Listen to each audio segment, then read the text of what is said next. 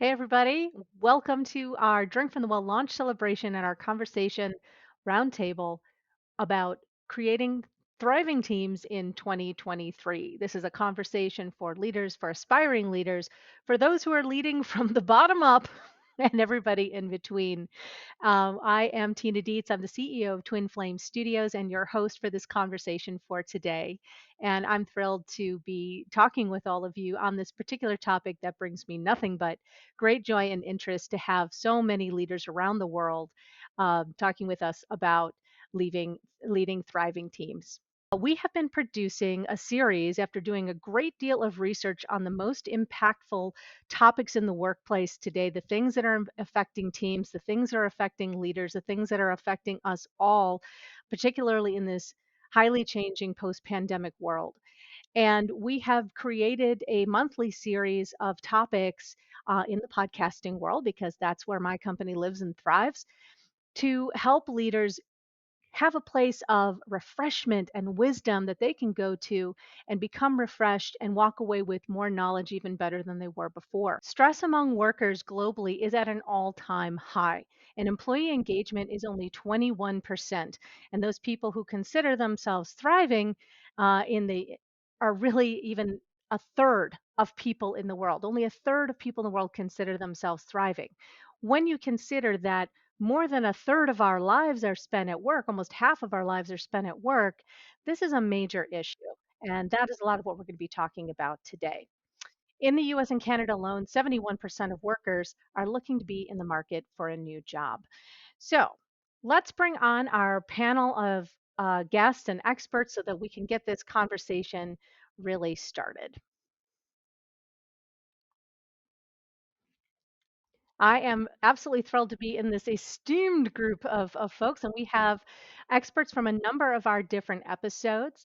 Candy Barone and Lisa Wimberger from our episode that just dropped on the paradox for leaders of psychological safety. Catherine Torini, who joined us for our Dare to Suck episode that's coming up in a couple of months on creativity. Alicia Datner from Live, Laugh, Lead, which is all about how humor can cause transformation in the workplace.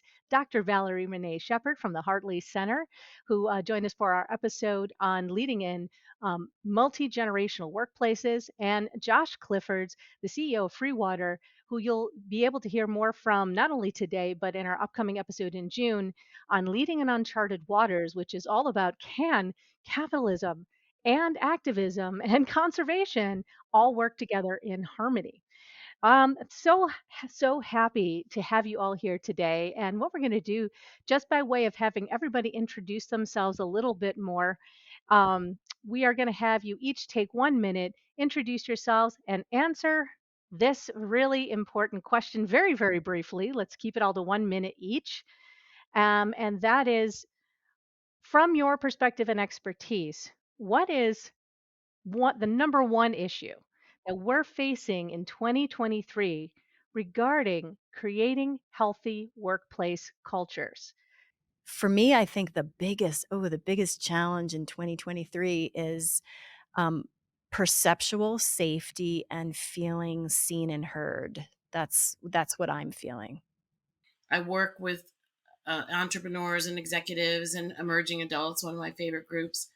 And what I'm hearing from all of them is the transition into predominantly working virtually is something that nobody's really teaching them how to do. They're sort of learning it off the cuff. And there have been a lot of um, examples of ways that their leadership hasn't really changed to deal with the changing environment in which they're applying their leadership. And so that to me is the biggest. So, one of the things that I would say has been the biggest challenge is the fact that there are a lot of companies and a lot of leaders right now that think 2023 is supposed to look like 2019. And what I mean by that is there is this frenetic energy of trying to go back to what was and thinking that everything that's happened in the last couple of years has not shifted everything on an entirely new level. And so for me the biggest challenge is the fact that we're not going back. We need to move forward, and most leaders do not understand how to do that. I would say that one of the biggest challenges I see is, or I would call it an opportunity, I suppose, is for people to truly know how they individually operate, like how they deal with challenges, how they like to receive information, how they deal with conflict, and all of these things, to really, really know them, and then to be able to communicate with their team members what helps, what doesn't, and to normalize that you're gonna show up in sometimes and need support. You're gonna show up and need things that you're not always gonna be your have the best day, if you will, and you still show up and you still do your job, and so that you're sort of like a little instruction manual that your team members have about you and you have about them, like to just really make that normal. Would say the biggest challenge in my mind is like that we're taking ourselves too seriously, and there's that deep deep need to be seen and felt, and rather than asking the world to do that, that we see and feel ourselves and let ourselves come out and be seen, and that would take a lot of pressure off of you guys do it differently, and wow, what if I just be me differently. I think the issue on the culture side of things, and I'll speak with a few companies I know, is that no one in the company cares in the first place. Somebody hires someone to run it, be the CEO. The CEO doesn't care. They just went on Indeed and tried to find the easiest job with the least responsibility. And then everybody else gets a job at that company, whether you're a graphic designer, software engineer, or salesperson. They all went for the job with the easiest pay with the least responsibility, and then all of a sudden you have nobody at the company who's passionate about anything. You can't push any meaningful work, and then eventually they just blow through whoever financed its money, and then everybody moves on to the next job they don't care about. So let's start, Josh, with kind of the framework that you're talking about here and the people coming into the workplace already feeling burnt out, already feeling jaded, already kind of predisposed to just putting in their time, punching a clock, and punching back out again. I'd love to have any of you chime in on the topic of how do we kind of go back to or go forward to Candy's point, creating an environment to heal that, to counteract that, or to change that in some way. One, is that possible? And two, how do we do that? First of all, I absolutely agree with what Josh just said. I think there's a lot of people that are way past being engaged and from the leadership level. I think one of the things to start this conversation is that most of us leaders, as well as just individuals, need to realize that most people actually aren't okay right now. And I think that we keep blowing past this topic of mental health. I think we keep blowing past the topic of burnout like it's a badge of honor. And there is notably not a person in the Western Hemisphere that has some kind of work that isn't experiencing some level of burnout. And so I think we need to actually open up the conversation around that and how that is changing its form. Burnout, what we used to know, is not burnout. People are functioning from a level of constant burnout and their nervous system is in constant distress. And we just keep blowing past that like it's not happening. To Candy's point, I think that's exactly it. So, you know, an organization is a function of all of the people in it, right? So all the people in it, if you just imagine it as like, let's like macro out and pretend it's a nervous system. The organization is a nervous system. It's an entity, and all of the beings in it are organs or cells, if you will, of that nervous system.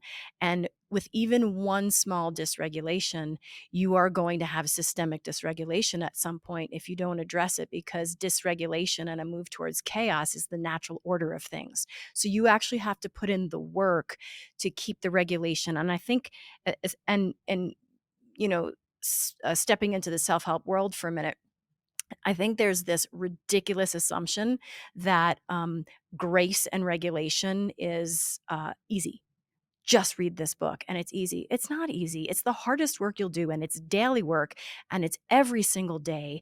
And there are things to do to regulate that are required for you to show up and actually do them every day. So it's work. It's work to regulate. And it's not in our budgets. It's not in the, it's not a line item eh, on the budget list of like make sure all of your employees are regulated. No, it's like make sure they're productive, make sure that they check this box, they did their compliance training or what have you. But ultimately, a regulated individual creates and co-regulates a group, which then regulates and co-regulates an organization, which then regulates and co-regulates a community.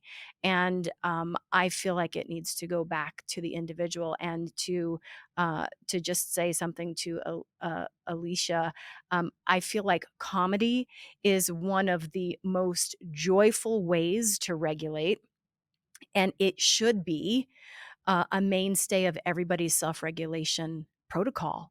And I feel like it's the highest form of alchemy. And I'm a self-help person, I'm a meditation person, but really what trumps all of that for me is comedy. So I really appreciate you being here and participating in this conversation, because I think that is the secret mojo right there. Yeah, I wanted to chime in a little bit on what I'm hearing from both Candy and Lisa is what I consider like humanizing organizational effectiveness. Like, what happened with organizational effectiveness is the things that deal with, EAP programs, employee assistance programs, they're out there kind of like mental health is. Like, you can tap into it when you need it, but there's such a stigma associated with tapping in that even when people are absolutely positive they need it, and most people don't even recognize that they do, but even when they're absolutely positive that they need it, it's a shun kind of thing. Like, I would never do that here because somehow whatever HR does or EAP does, it's going to get blasted out there. And so this whole idea of kind of turning things on their head and making the EAP program, how we deliver organizational effectiveness as a what I call a forever practice. Like, it's a daily endeavor to make you the best you can be so that what you're contributing to the organization is at a higher vibration. So I do self mastery work, which is mastering you in your life so that you can exquisitely manage whatever your life brings your way. And that's all about self awareness, self acceptance, and self love. So, in the space of noticing, wow, I'm really in my coping behaviors for 4 years. Like, that doesn't make sense. I'm doing things just to cope, which means I'm actually in lack, limitation, struggle, and strive, and not in joy, peace, grace, and thrive. And so, organizations at the top need to the people running the organizations, but I talk about the entity as an organism, need to role model the behavior of self care, role model the behavior of, I don't got this, of vulnerability. And that in order to achieve, the stretch goals and the bottom line numbers and the financials, is that the people have to be in a high vibration place where their best easily comes out and the organization can thrive. And speaking of bosses, so to speak, one of the things in the research that is very standout is that most of the issues around burnout, around workplace dissatisfaction, around disengagement in the workplace, around productivity come around this notion of management, of bosses not being able to respond to their teams in a way that has them feel safe, that has them feel welcome, that has them feel valued. And this is what's coming has been coming out in the research in droves and droves and droves. And coming back to our episode on the leadership paradox of psychological safety, leaders are being asked to create things for their teams that they a may not have ultimate control or say over, or B, may not feel for themselves. So, coming back to a 30,000-foot view of what companies can do from a high level, um, something that I want to speak to this myself. So, as a company, we're out interacting with other agencies and other companies on a daily basis. Because we're a thought leadership company and we're producing podcasts and we're producing audiobooks. And something we run into regularly are these cultures of rush. these cultures of it has been so ingrained in us that the customer is always right, that we are tolerating the demands of customers and clients that are not reasonable, and in some cases I would say are almost in the realm of abusive, in terms of what the expectations are. So I would like to have a conversation about, how can we manage the expectations of the folks that we are in business with, so that we can start creating healthy boundaries, first of all in teams, but also in the expectations that we have in our with working with clients and customers as well. Anyone have some thoughts on that? I wrote this to a colleague just yesterday. Boundaries are beautiful. I I've really come to realize that allowing something that's not actually okay with me and then resenting it is not a gift. Like, that resentment is a red flag that that's not okay. And that whatever the friction that would come up about discussing that or stating what the boundary was is not, it's not worth this rock, if you will, in the middle of the relationship. And it's really not fair to the other person. If I'm allowing it, then it's on me to say, you know what, this isn't how, this isn't working for me, or this is. I also work with clients on creating graphics and various wonderful visuals for their various projects, and I've learned to just set it very clearly at the beginning, like, this is how we work and this is why. And if you need to do differently, like you want it faster, we can usually accommodate you and just check in with us about what the fee will be. Usually folks will, so it actually, my initial fear was that they're going to feel like picked on, or that like I'm slapping their wrist. But really, when I start and I say, this is what makes the process work best, keeps us on time and keeps us on budget, then they actually feel really well held by that. They actually feel like better cared for, because I've like owned what works and what doesn't, and set those beautiful boundaries. Not always easy, but I found it's just really worth it in the end. I think that was a perfect segue because I agree. It's boundaries. I feel like having a nice, clean conversation with your end user around these are the deliverables. This is what to expect, and to not be afraid to stay in our lane and stop trying to be everything to everyone. I mean, you look at I deal with entrepreneurs who are Renaissance men and women. And these people have a list of things that are so diverse that they are expert in. And it's mind-boggling to try to keep up with that. And that's what's out in social media. I'm an entrepreneur, I'm a business person, I'm a pro athlete. Oh yeah, and I invented this, supplement. And oh yeah, by the way, I bought a cruise line and now I'm going into event planning. And I'm not kidding, like I interact with people who, if you lived in the Renaissance, you would have been the top, 0.001%. You would have been Copernicus or Da Vinci or Michelangelo, right? And now it's everybody on Instagram, and now organizations are rushing to do that as well. I need to provide you every kind of service possible. And this sets us up. And I feel like, we're a bunch of entrepreneurs here. You know this drill. You know that when you set up your business, you're trying to do everything until you have the painful experience of, oh no, I can't do that. And I did it wrong and worse. And now I gave myself a lot more work. So then you eventually, through trial and error, learn to stay in your lane, be that thing, be it to the depth of the highest efficacy and vibration you can, and stop trying to dilute and go broad. And I feel like for me, I'm saying this as a reminder to myself as much as a statement about the industries that we're all talking about.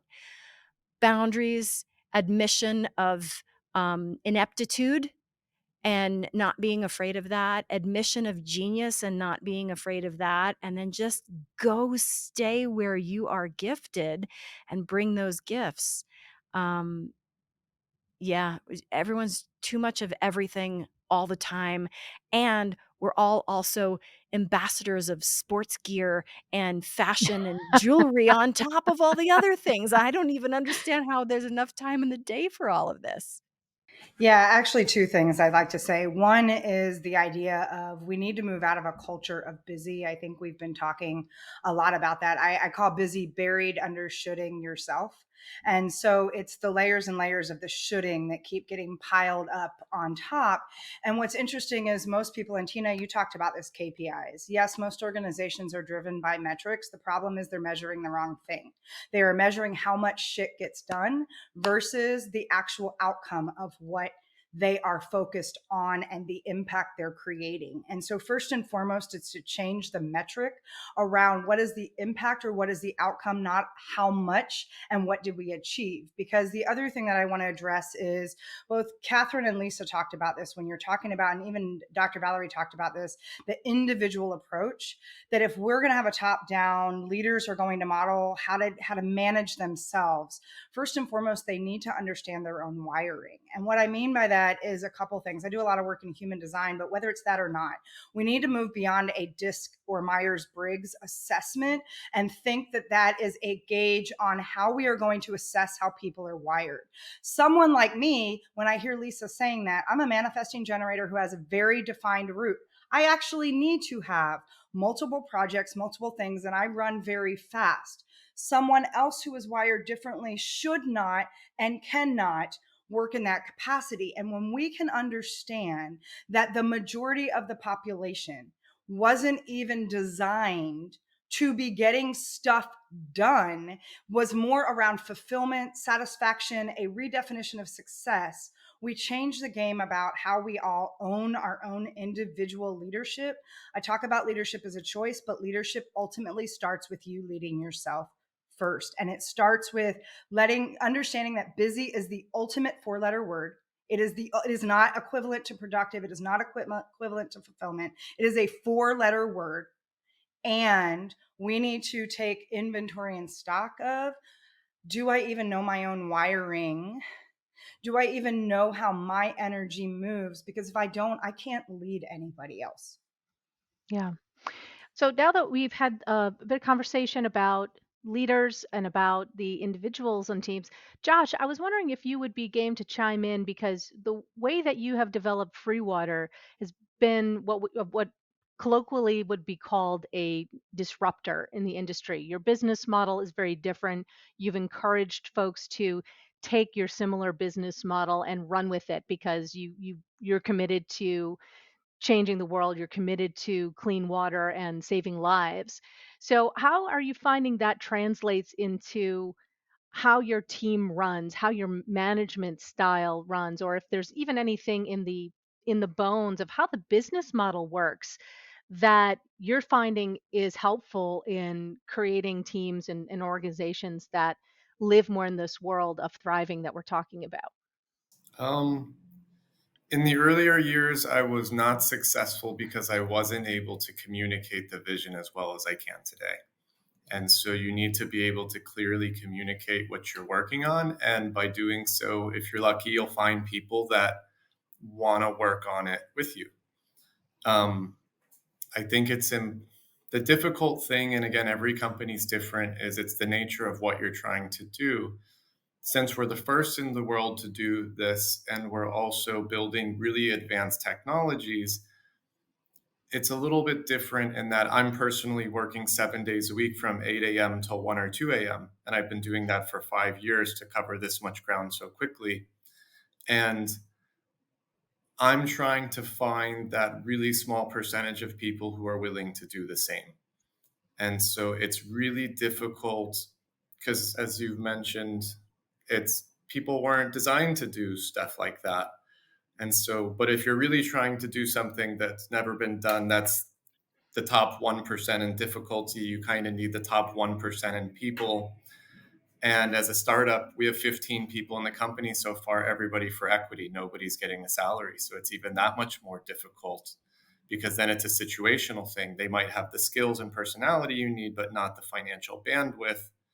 And so I think that it just starts with communication and creating an environment where you don't onboard anybody unless you really believe that they're relentless, because I find that a lot of people, whether they're a software engineer or salesperson or whatever, maybe they're willing to tear down and rebuild 3 times, but not many people I meet are willing to tear down and rebuild as many times as it takes to do it right.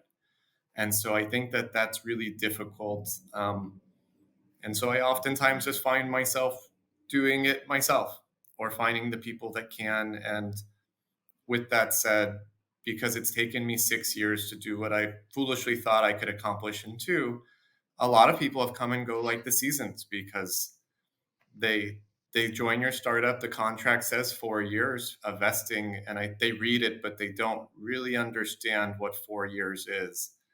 And so, you see some people come, go, waste time, add value. Some people stay. It's really hard to find people that will really do anything. I mean, ethically, anything that it takes to just get the job done. I think it gets harder and harder and harder. To bring it back home to this notion of first principles and creating spaces that are welcoming, I'd like for everyone to go around and just give a piece of advice about how can a manager, a boss, or an organization make their organization or their environment just maybe 3 to 5% more welcoming. And Leisha, I'd love to hear your ideas on that of how we could do that through storytelling, comedy, and the wheelhouse of your world.